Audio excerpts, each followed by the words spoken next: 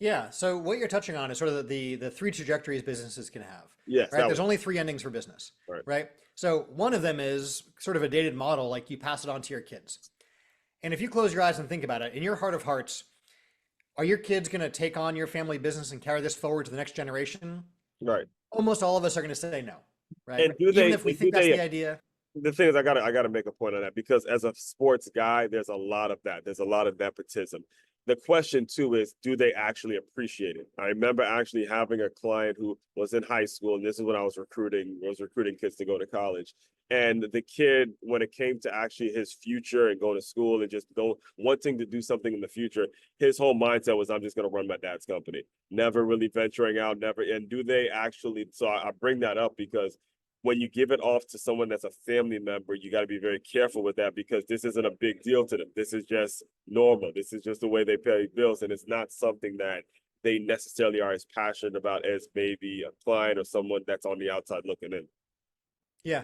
There's a book I love. If you haven't read The Billionaire Next Door, it's a fantastic read.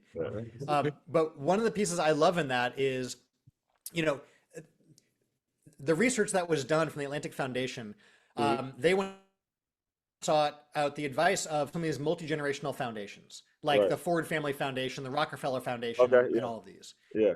And what they found is, these titans of industry who left behind these massive foundations to do good in the world, Yeah. after they were no longer here and it passed on to the next generation or future leadership over the decades, Wow. rarely did it stay on mission or stay on track or live up to what that person would have wanted. And Wow. so that led them to say, well, maybe we create this foundation, but we wind it down because we're not going to pass this on. So how do we intentionally wind this down? Uh-huh. Seeing that the Ford Family Foundation, Rockefeller Foundation, and so on Yeah. didn't really stand the test of time after the fact, right? That's it. So Wow. Well, thank you for even recognizing. if I you got to pass get a that copy of business that. on to your That's kids, that's important. Yeah. That's a yeah, big one.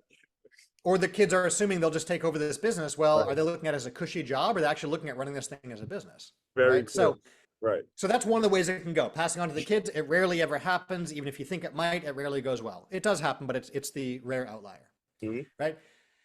The second option, this is the most common one by far, is you just close up shop. You wind up the business, you shut it down.